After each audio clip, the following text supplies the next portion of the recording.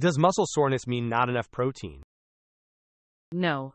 Muscle soreness doesn't automatically mean you need more protein.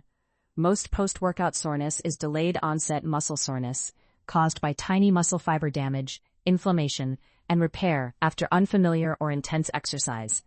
Protein provides amino acids for repair and adaptation, but it will not completely prevent soreness.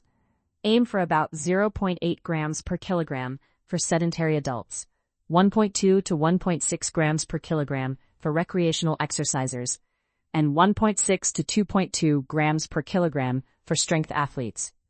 Spread 20 to 40 grams of high-quality protein across meals. Prioritize sleep, progressive training, adequate calories, and rest. And see a doctor for severe, worsening, or unilateral pain, swelling, fever, or weakness. If you enjoyed this video, please subscribe, and I'll see you in the next one.